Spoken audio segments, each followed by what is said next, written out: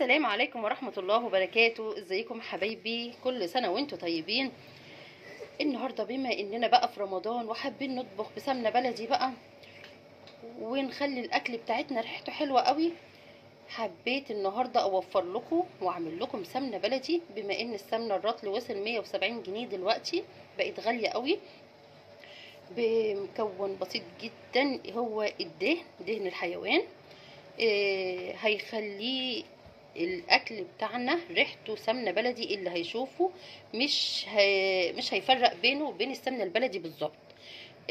انا جايبه كيلو دهن حيوان عادي، وجايبه كيلو ده لبن.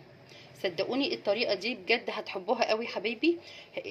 كل اللي هيشوفها هيقول انكم طابخين بسمنه بلدي، والاكل هيبقى ريحته مفحفحه وطعمه جميل. وهنوفر بقى بدل السمنه البلدي. معايا كيلو الدهن هنا، احط عليه كيلو من اللبن بالطريقه دي، وهنحطه على النار هاديه. دلوقتي انا حطيت الدهن بتاعي واللبن على النار، ووطيت النار لحد الدهن بتاعي ما يسيح خالص واللبن يبدأ يركز في القعر تحت ويبقى مردة.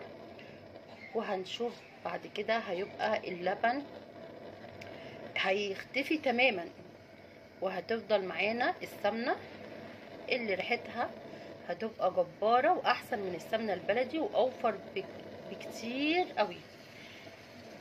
انا هسيبها دلوقتي تغلي لحد الدهن ما يسيح معانا وهرجع لكم. دلوقتي يا جماعة بدأت تغلي معايا زي ما انتم شايفين كده اهو.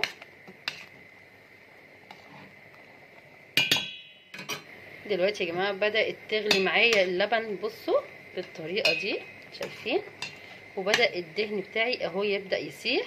ما تقلقوش اللبن هيختفي تماما، هتفضل بس السمنه اللي هتنزل من الدهن. شايفين بدأ اهو الدهن يسيح معايا. هنسيب بقى اللبن كده والدهن يفضل يغلي مع بعض لحد ما يبقى معانا سمنه، واللبن كله هيتركز ويبقى مرده من تحت بالطريقه دي، هيختفي تماما. صدقوني هتبقى سمنه موفره وهتطبخي بيها اللي في اخر الشارع هيشم ريحتها. هسيبها كده تغلي على نار هاديه، مهديه النار خالص، تغلي كده لحد ما تصفى تماما. اول ما تصفى بقى هرجع لكم. كل فتره كده تغيبي وتقلبيها اهو. شايفين اهو دلوقتي بدأت اهي السمنه بتاعتي تطلع، والدهن كله سلى السمنه بتاعته كلها. شايفين اهو، واللبن خلاص اختفى خالص وركز تحت. شايفين بصوا رايقه ازاي، جميله بجد، الريحه لا تقاوم. وهنعزز برضو الطعم والريحه. انا دلوقتي بقى هطفي عليهم خلاص، هي كده بقت حلوه قوي قوي قوي. شايفين خلاص كده هطفي عليها واستناها لحد ما تبرد عشان نصفيها.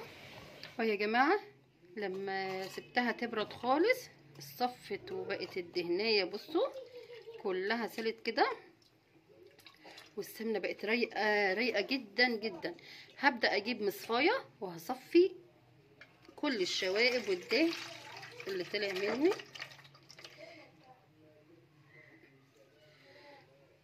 اهو زي ما انتم شايفين كده.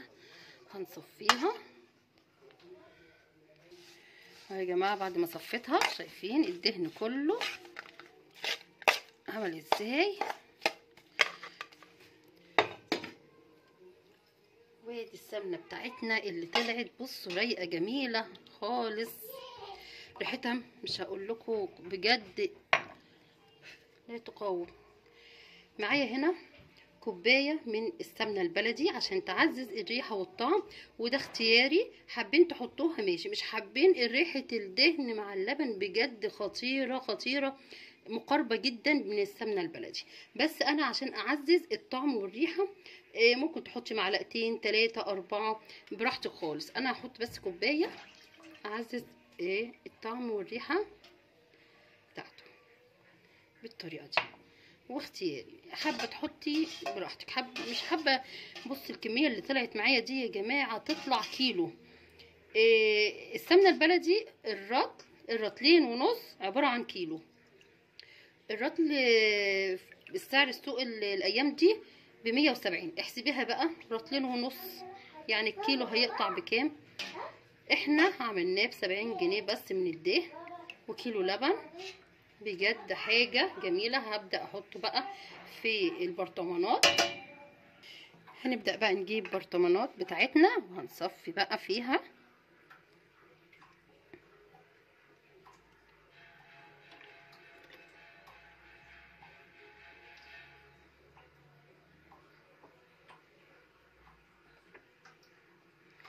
الريحه يا جماعه الريحه جميله جميله جميله بجد. شايفين بقى معانا برطمان سمنه بلدي هنطبخ بيه. هقول لكم الاكل هيبقى ريحته مفحفحه بجد.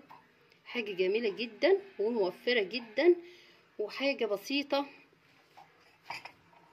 ولا هنغلي على نفسنا ولا هنعقد نفسنا، وهنطبخ بالاكل كله بسمنه بلدي جميله زي ما انتم شايفين. هتطلع معاكم كيلو بحاله. يا رب الفيديو يكون خفيف عليكم يا حبايبي، وكل سنه وانتم طيبين. ما تنسوش اللايك والاشتراك في القناه. ويلا حبايب قلبي، السلام عليكم ورحمه الله وبركاته.